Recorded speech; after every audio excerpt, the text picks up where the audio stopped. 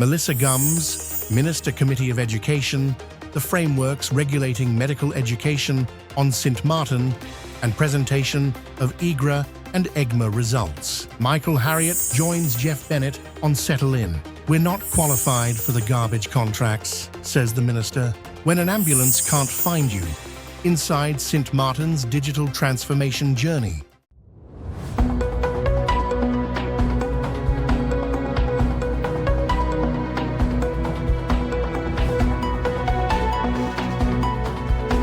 From the island, St. Martin, this is SXM Daily News for February 27th, 2026. Melissa Gums, Minister Committee of Education, Culture, Youth and Sports Affairs, CECYSA, to meet with the Minister of ECYS regarding the frameworks regulating medical education on St. Martin and presentation of IGRA and EGMA results, speaking on the floor of Parliament on Thursday, February 26, 2026.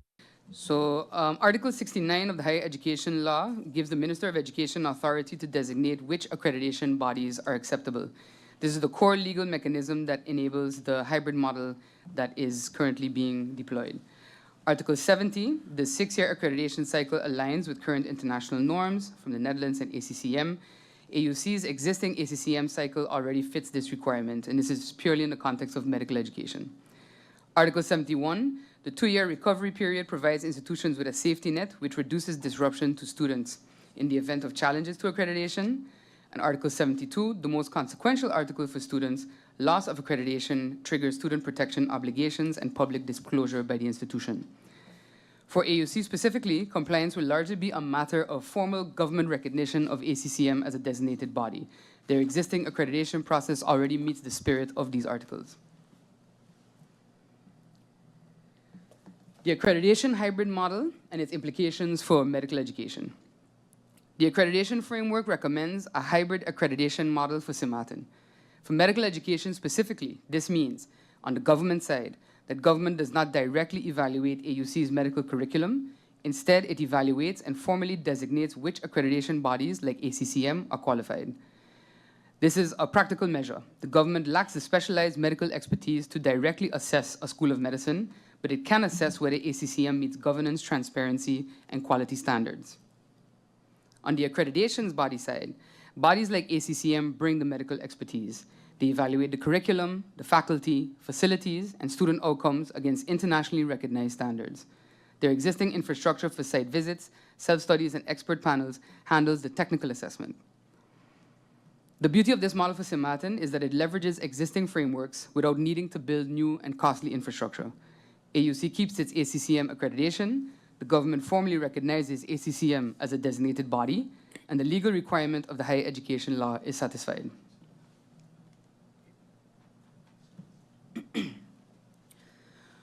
Local context for medical education in St. Martin. St. Martin's higher education landscape is shaped by only 2 institutions. For medical education specifically, the sole provider is the American University of the Caribbean School of Medicine, AUC, which offers the Doctor of Medicine degree, MD. A critical point here is the current regulatory gap. There's no local formal accreditation body. The law on higher education thus closes this gap by requiring all institutions, including AUC, to hold recognized accreditation to legally operate on the island. Importantly, the ministry has decided not to establish its own accreditation body due to financial and resource constraints. Instead, the strategy is to evaluate and recognize existing internationally established bodies using a hybrid model.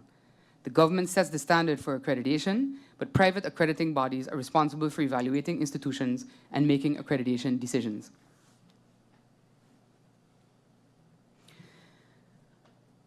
AUC's current accreditation with ACCM. AUC's current accreditation, as mentioned, comes from the Accreditation Commission on Colleges of Medicine, ACCM, which is a recognized regional body. Some key points that I'd like to emphasize, Mr. Chairman. The ACCM standards of accreditation for schools of medicine are the specific standards that AUC must meet.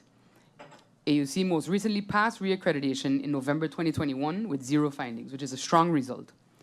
The 6-year validity period aligns with what St. Martin's law prescribes as the standard accreditation cycle for all higher education. The self-study every 2 years demonstrates that accreditation is not a one-time event, but an ongoing process of accountability. AUC itself has confirmed it will work with ACCM to ensure any new programs also comply with their standards before launch.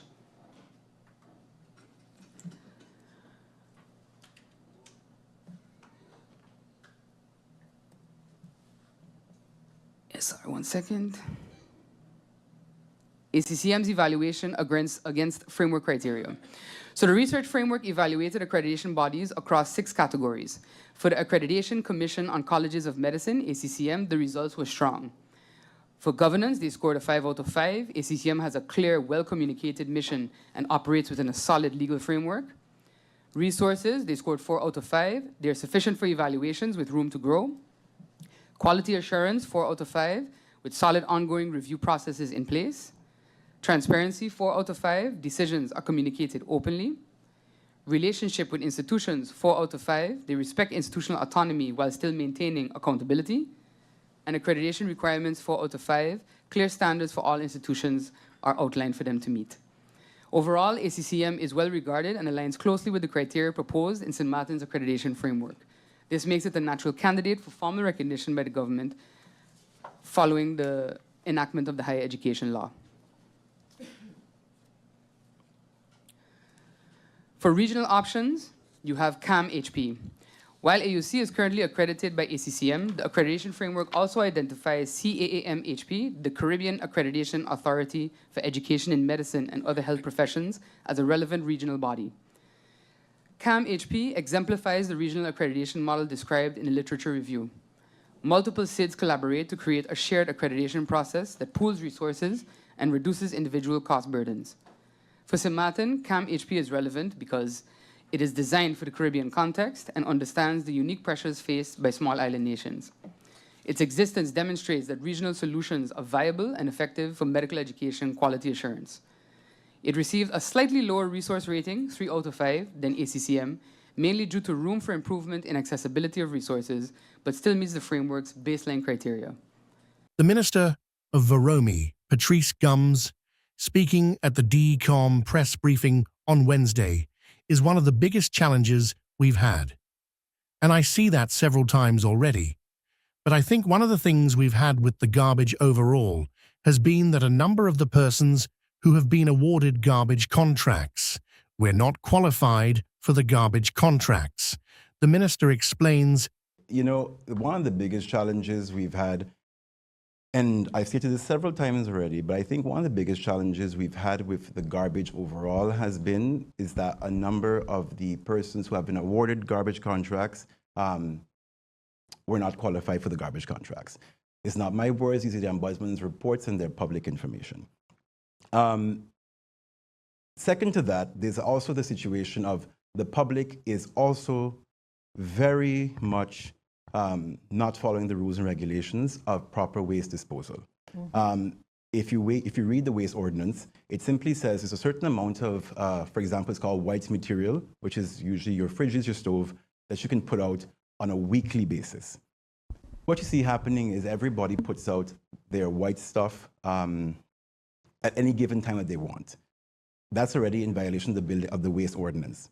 One of the things of how we bridge that gap is that because we don't have the enforcement capacity within the ministry to go to every single street to look at who's putting out garbage when, what you see is that garbage collection is supposed to happen every single day on St. Martin.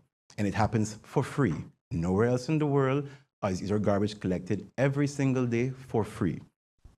Now, what we've seen in the last couple of months, it's improved a bit now in the last few months, but the last year in particular, a lot of the haulers have not been able to maintain their collection schedules, one of which has led to a termination, as we know. And then the second one, we're actually now towards a discussion around that, because the challenge you have is, while I recognize there are no bins on the boardwalk, and a lot of bins are not anywhere where they need to be, we have a capacity issue with the bins, we're working on that.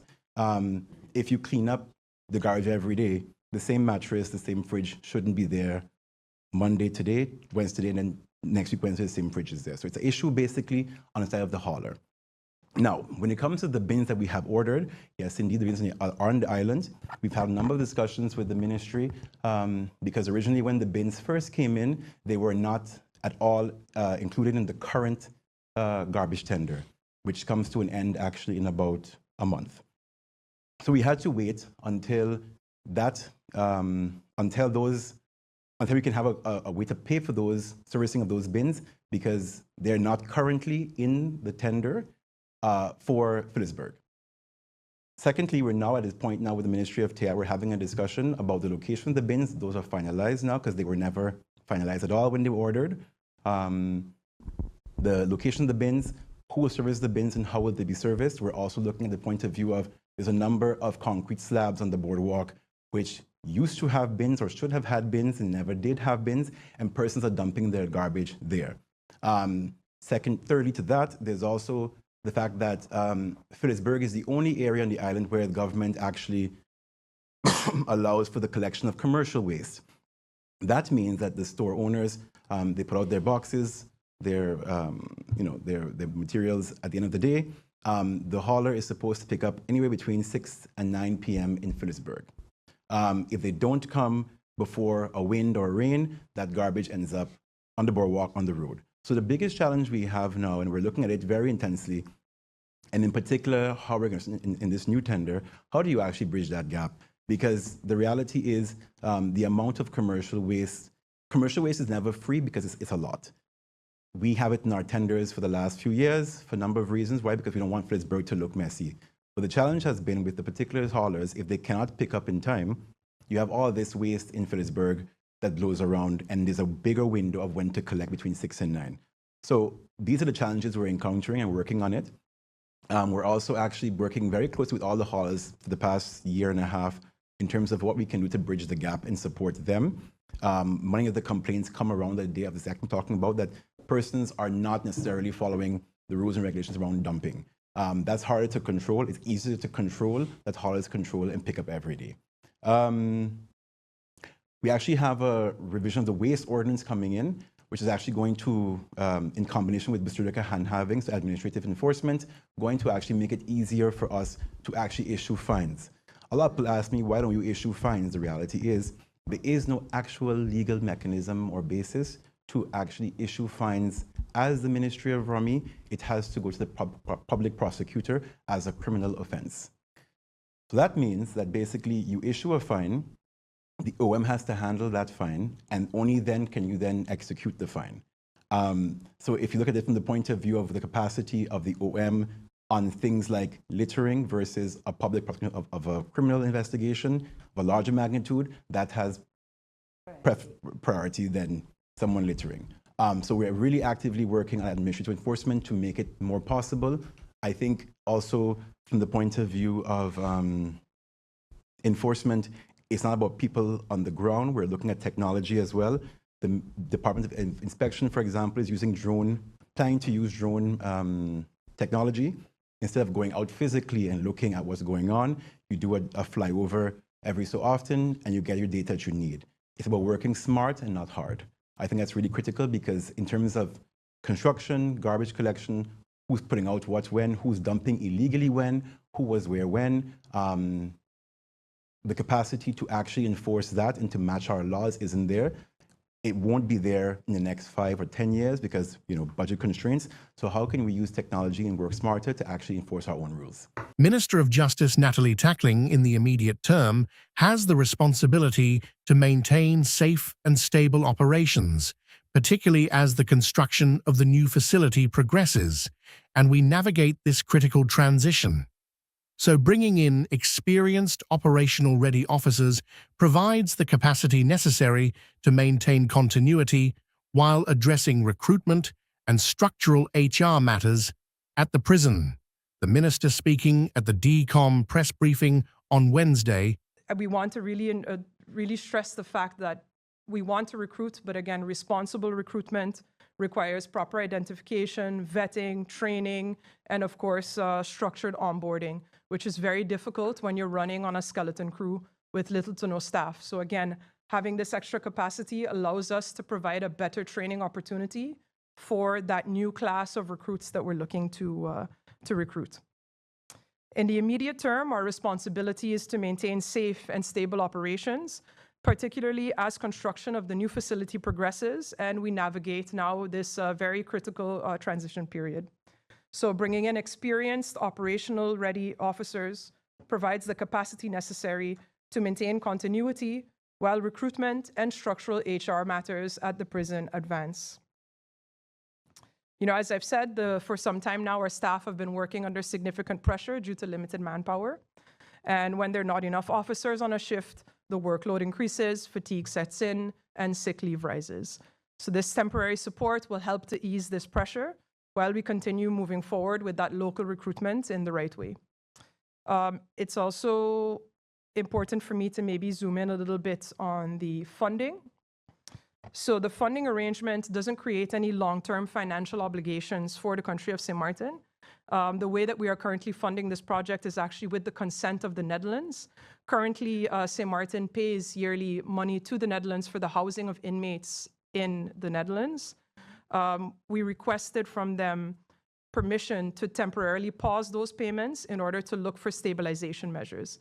As part of those discussions, I should also be clear that the Netherlands will not fund any cost of personnel of the country of St. Martin, meaning that if I want to recruit, have more staff or hire at the prison, that the Netherlands has said that they will not pay for that because that is something that we need to pay for as a country from within our budget.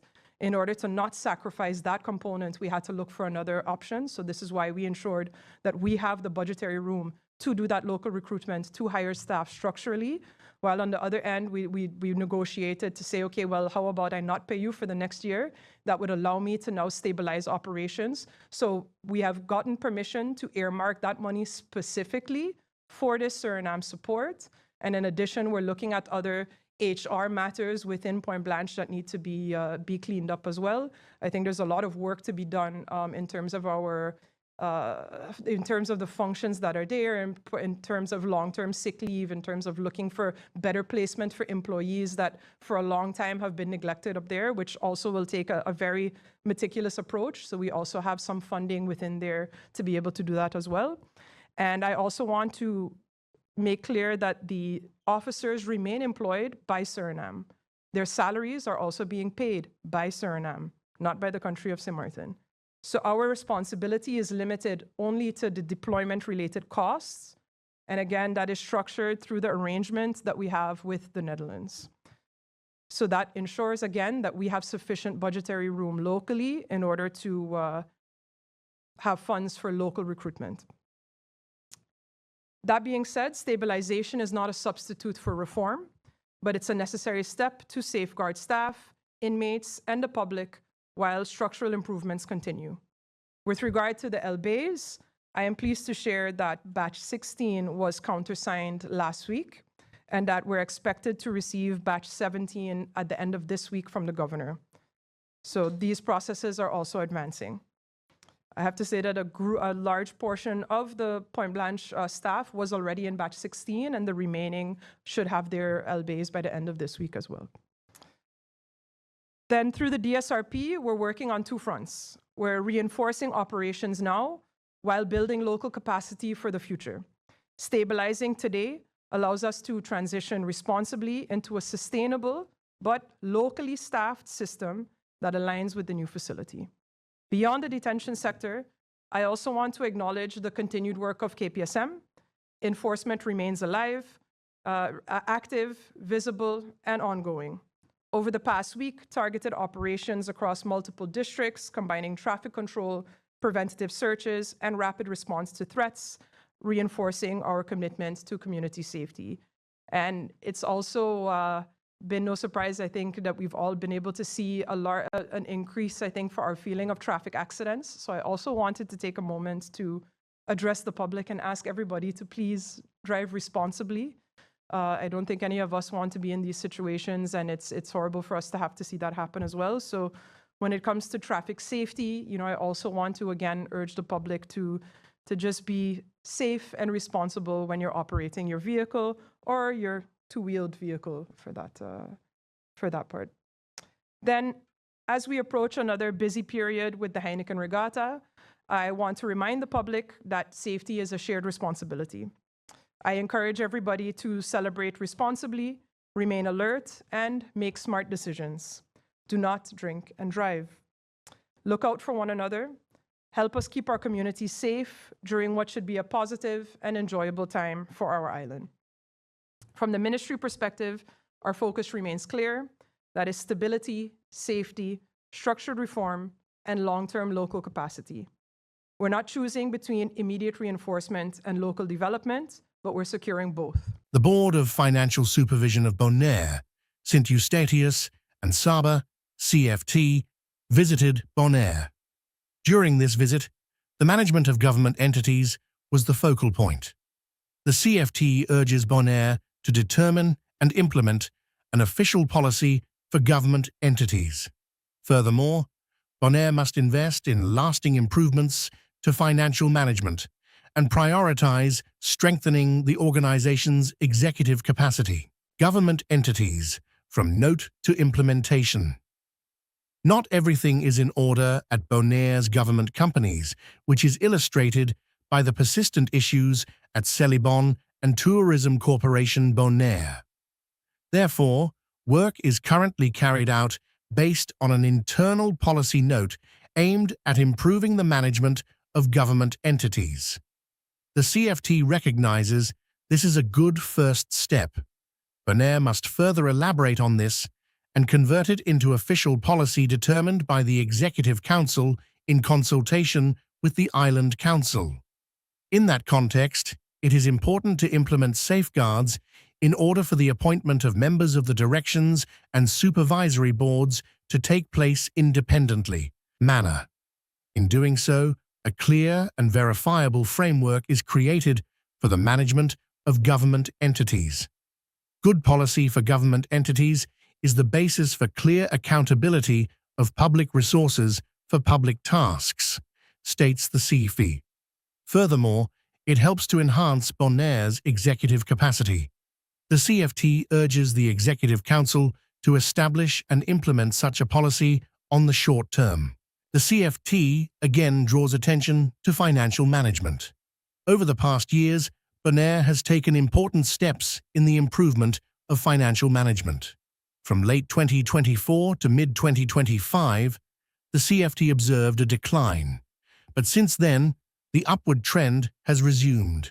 Further and lasting enhancement of financial management still remains necessary, now that it has become clear that Bonaire substantially increased its 2025 budget towards the end of the year, while still closing the year with under-realization. Furthermore, 2025 was also closed with a preliminary deficit, without any further explanation. The CFT will closely monitor these promises made regarding the measures for enhancement of financial management. The Executive Council has promised that these will lead to improvements as early as in April of this year.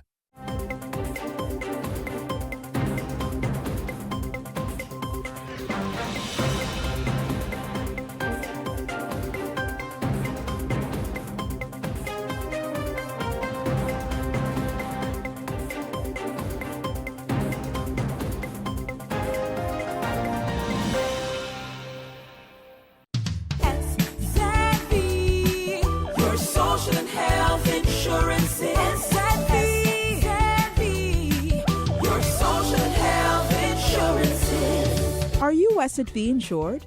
Do you have a valid medical insurance status? SXM is cardless. Request your My SXM account today and enter the virtual office of SXM. Go to sxv.sx and sign up now. SXM, yeah. Your social and health insurances.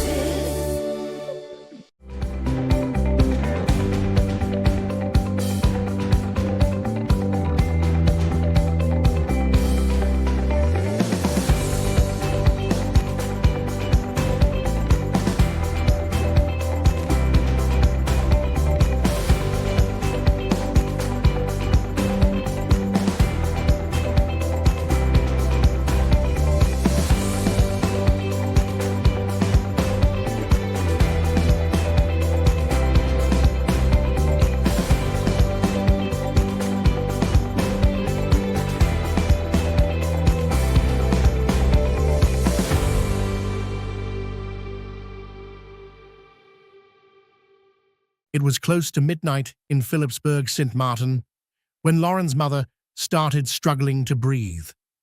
Lauren called for an ambulance, gave her address, and waited by the door.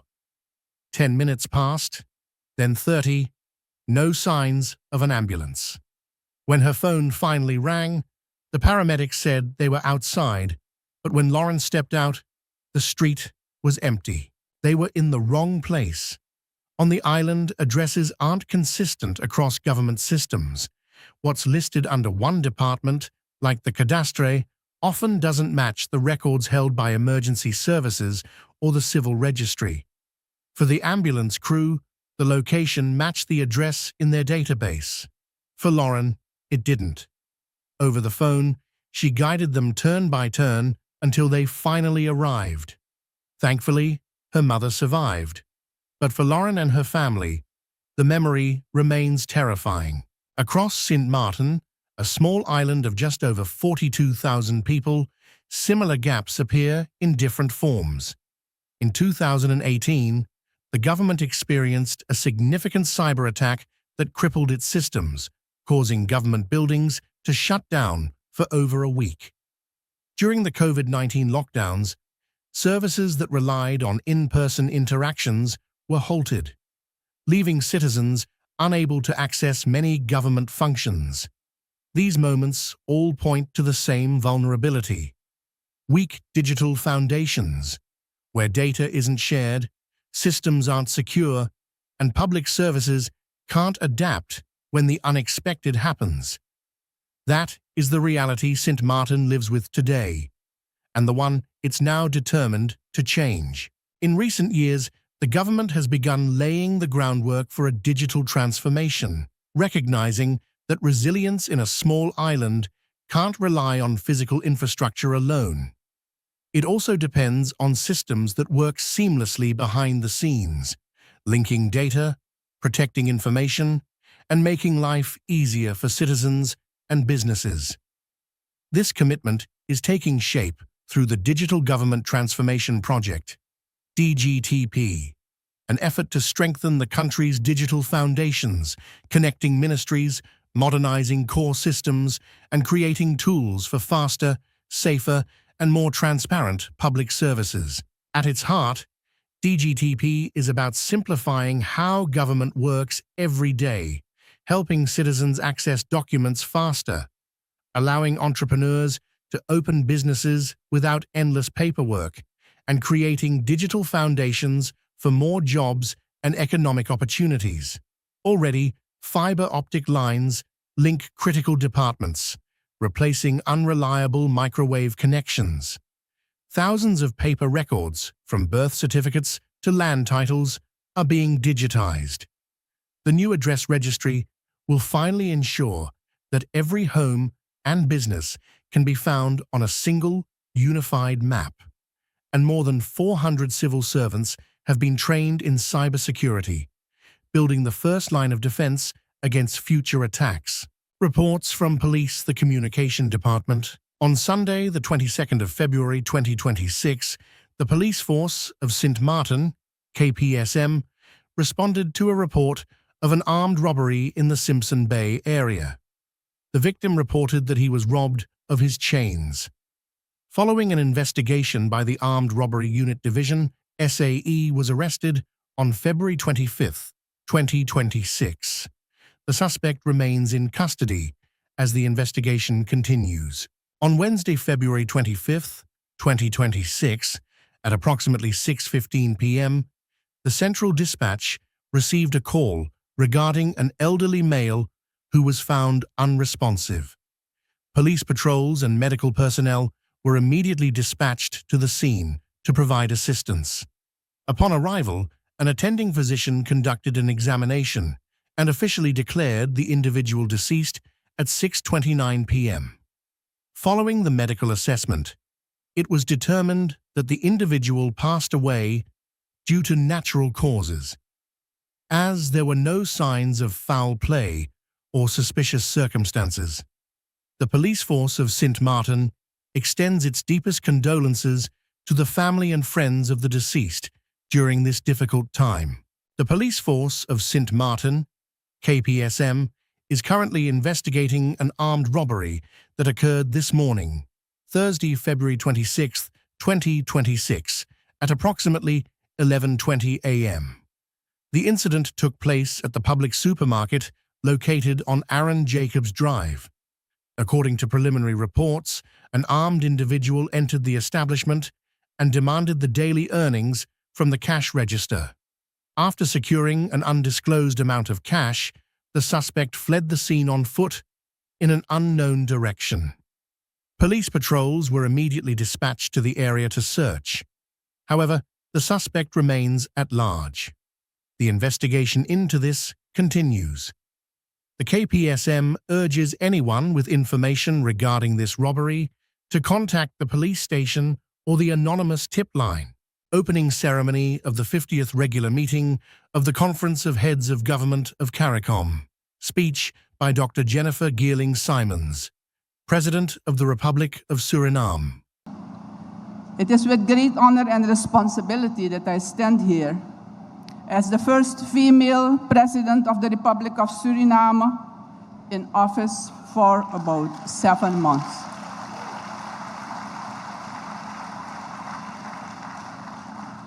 I accepted this responsibility with humility and determination.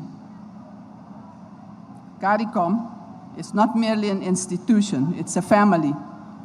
And it's a privilege to join this family at such a defining moment. We meet at a time when the global landscape is changing rapidly.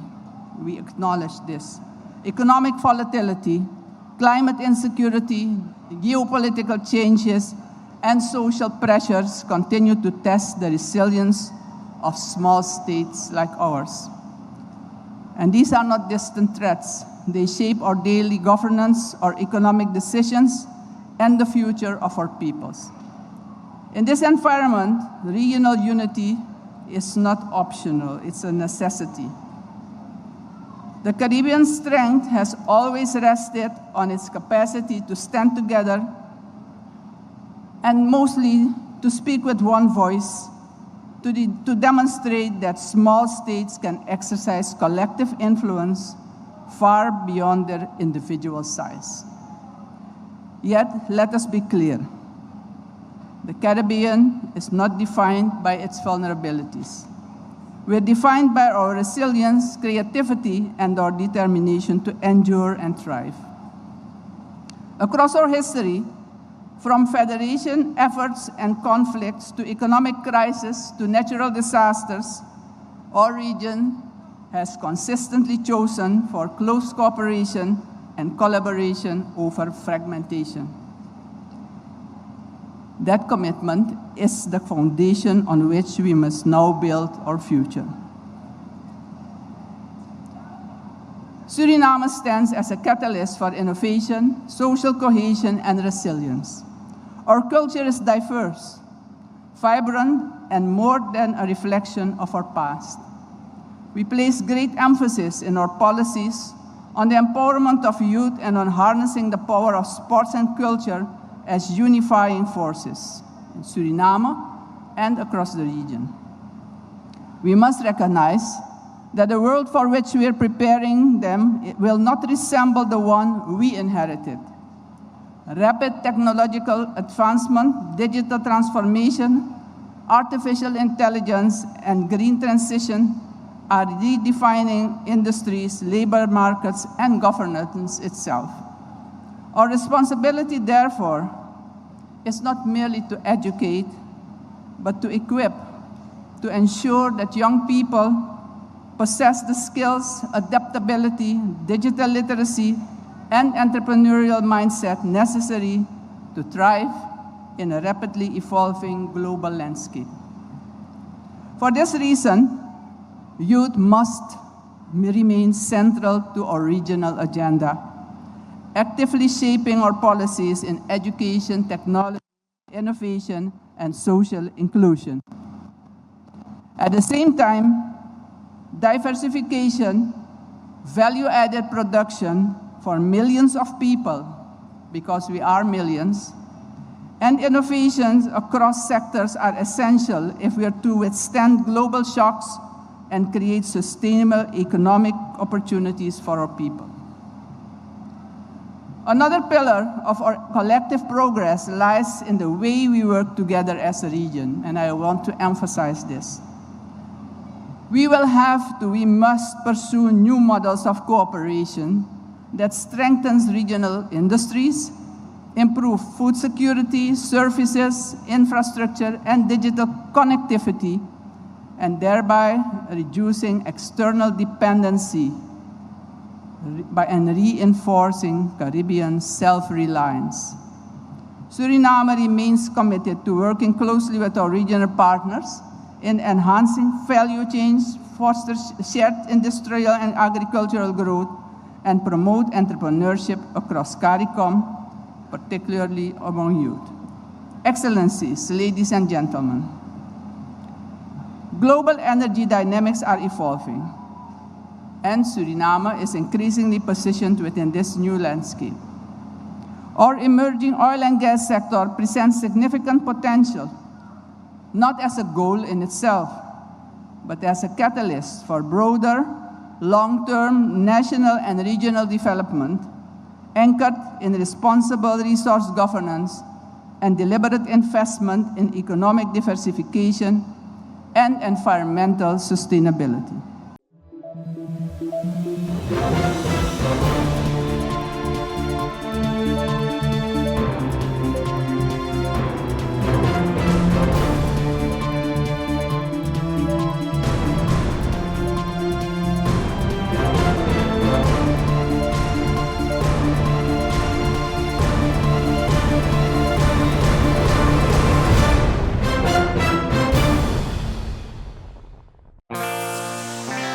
Now for the weather forecast tonight through Saturday midday. Cloudy, occasionally breezy, and slightly hazy with scattered showers. Surface winds today through Saturday midday, east-northeasterly to southeasterly with a gentle to moderate breeze at 8 to 18 MNP and higher gusts. State of the sea, slight to moderate waves, swells 3 to 7 feet. Outlook through Sunday midday. Cloudy to partly cloudy, breezy and slightly hazy with isolated showers. And now your 3-day forecast.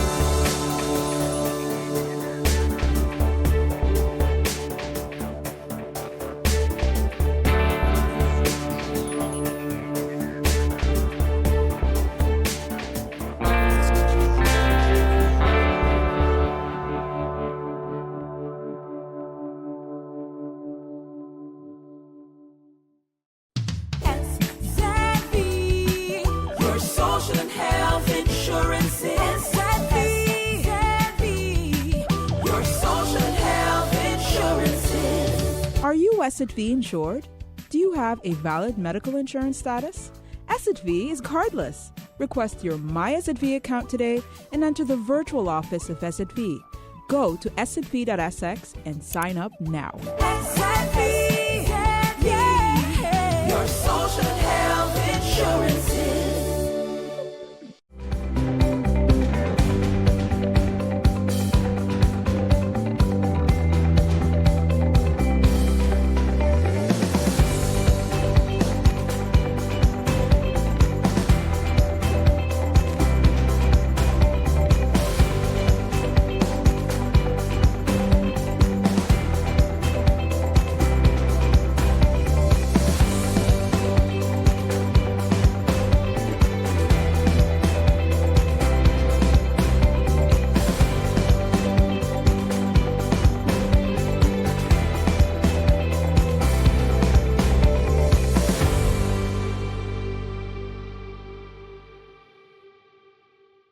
The Hague. Dutch Prime Minister Rob Jetten has reaffirmed the Netherlands' continued support for Ukraine, marking 4 years since the start of Russia's invasion. In a public statement, Jetten reflected on the heavy human toll, widespread destruction, and ongoing daily struggle faced by the Ukrainian population since the beginning of the conflict. According to the Prime Minister, Ukraine can continue to count on Dutch support, both now and in the future. He emphasized this message during a digital meeting of the Coalition of the Willing, where a broad group of international leaders reiterated their commitment to Ukraine. Jeton stressed the importance of restating that support precisely on the anniversary of the invasion. During the meeting, leaders discussed key elements of ongoing and future assistance. One of the central topics was the need for strong security guarantees for Ukraine once a peace agreement is reached, aimed at collectively deterring any renewed Russian aggression. At the same time, Jeton underlined that pressure on Russia must be maintained and intensified until a lasting peace is achieved. The Dutch Prime Minister said that unity among allies remains crucial. "We are strongest when we continue to act together alongside Ukraine," he stated, adding that Ukraine's struggle is inseparable from the security of Europe and its partners. According to Jeton, the safety of Ukraine is directly linked to the safety of other nations, reinforcing the need for sustained international cooperation.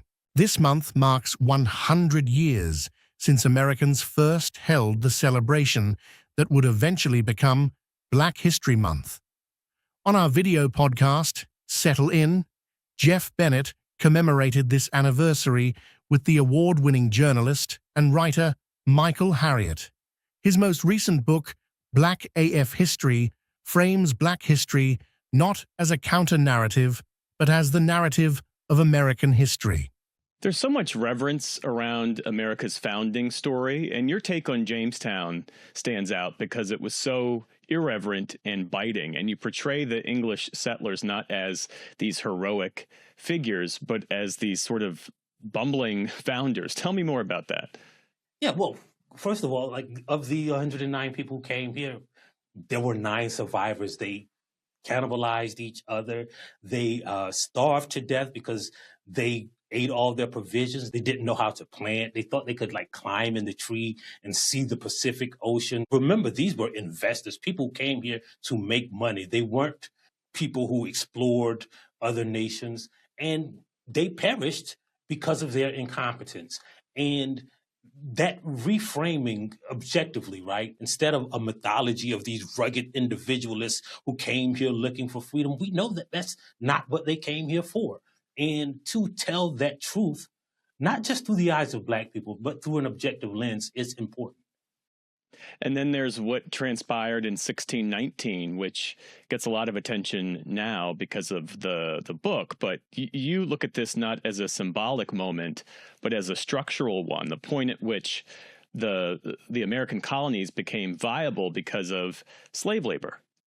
And even the term slave labor insinuates that it was like the muscles and the brawn and the hard work of those enslaved people. But it is important to understand the intellectual capacities of these people, the intellectual know-how, the skills that they brought to this country really kind of made America a viable proposition for the investors in Europe, right? They didn't have an edible cash crop until the enslaved people in South Carolina started growing rice. And that rice growing culture, through language, through the ability to eat, and through the average life expectancy that created this country, and not this idea of like white people who came here and worked hard and made this country what it was. How do you respond to people who might suggest that your take on this is in some way controversial or in some way a revisionist history? Well, so if I'm being honest, I fortunately haven't kind of encountered that, because like no one has ever argued about the contents of the actual history in this book. The only argument against it is, well, why do you have to bring up that version of history? Don't you think that is divisive?